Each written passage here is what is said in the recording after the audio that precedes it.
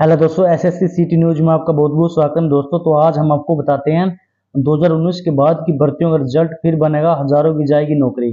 भर्ती से बाहर होने वाले को नए पद सृजित होने तक रखा जाएगा तथ्य आधार पर। तो इसके बारे में कुछ जानकारी है दोस्तों, वीडियो को पूरा देखना और चैनल को सब्सक्राइब कर देना दोस्तों।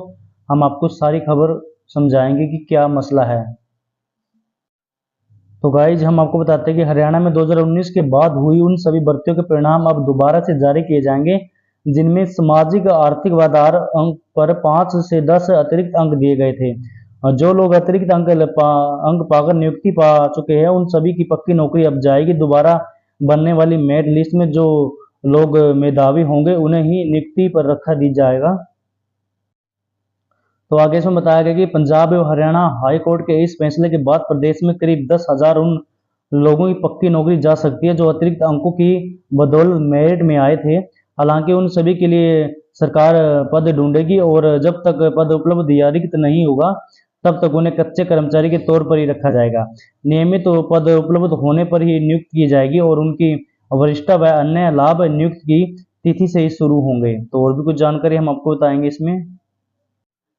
तो उसमें आगे बताया कि कोर्ट ने कहा कि पहले ही तय किया गया कि नियुक्ति इस याचिका पर आने वाले फैसले पर निर्भर करेगी। हम नहीं चाहते कि भर्ती से बाहर होने वाले लोग अपनी नौकरी खो दें, क्योंकि इसमें उनका कोई कसूर नहीं था। कोर्ट इसलिए भर्ती से होकर होने वाले को निकालने की कोई आदेश नहीं दे रहा है। हाई कोर्ट की खंडपीठ ने अपने विस्तृत आदेश में कहा कि सरकार ने सामाजिक व आर्थिक आधार पर अंकों का प्रावधान गलत तरीके से किया है। जब पहले ही आर्थिक पिछड़ा वर्ग को आरक्षण का लाभ दिया गया है तो इस अतिरिक्त आरक्षण की क्या जरूरत थी। तो आगे बताया गया कि कोर्ट ने कहा कि यह भी एक तरह से आरक्षण है और इस प्रावधान से आरक्षण 50% की सीमा पार कर रहा है, जिसकी अनुमति नहीं दी जा सकती है।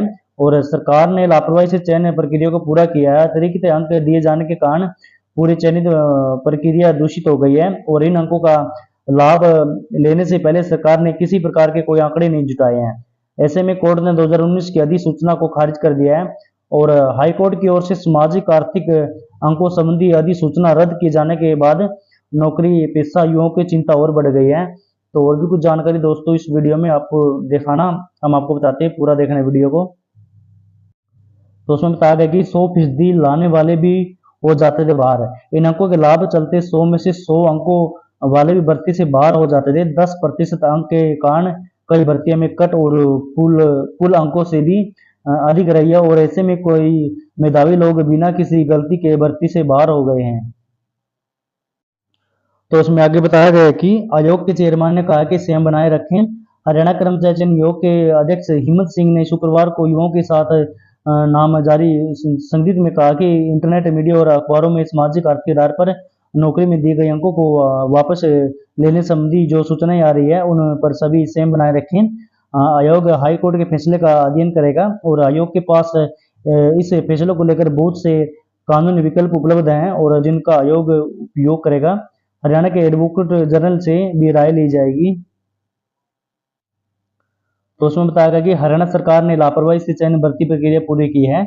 अतिरिक्त अंकों ने चयन प्रक्रिया को दूषित किया। सामाजिक व आर्थिक आधार पर अंक देने के लिए आंकड़े तक नहीं जुटाए गए हैं और इस अंकों का लाभ आरक्षण जैसा है जो 50% की सीमा तय कर रहा है।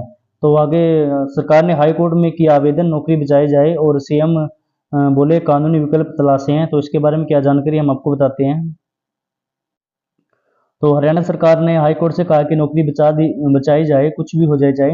हरियाणा सरकार ने हाई कोर्ट में निवेदन किया कि सरकारी नौकरी से बाहर होने वाले उनकी नौकरी बचाई जाए और इस पर हाई कोर्ट ने कहा कि हम पहले ही कह चुके थे कि जो भी नियुक्तियां होगी वह हाई कोर्ट के फैसले पर निर्भर होगी। हालांकि सुप्रीम कोर्ट के रणबीर सिंह बनाम यूपी सरकार मामले में दिए गए आदेश का हवाला देते हुए हाई कोर्ट ने कहा कि संशोधित परिणाम से नौकरी से बाहर होने वालों को बचाया जाना चाहिए और ऐसे दिया जाना था लाभ। सामाजिक आर्थिक आधार पर अतिरिक्त 5 अंकों का लाभ उस आवेदक को मिलना था जिसके परिवार का कोई भी सदस्य सरकारी नौकरी में न हो, विधवा है या फिर उन व्यक्तियों को जिनके पिता की मौत हो चुकी है, 45 वर्ष की आयु से पहले हो चुकी हो, या फिर 8 अंकों का लाभ अनुभवों के लिए मिलना था जो प्रति वर्ष आधा अंक के अनुसार हो।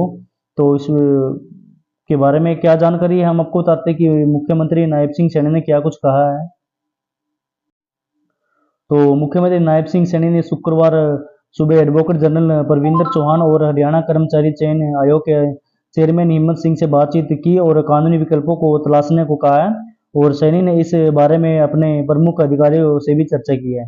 तो गाइज यही जानकारी थी। वीडियो कैसी लगी, अच्छी लगी शेयर करना, चैनल को सब्सक्राइब कर देना दोस्तों। जो भी खबर आएगी हम आपको बताएंगे और मिलते हैं अगली वीडियो में। सभी को राम राम।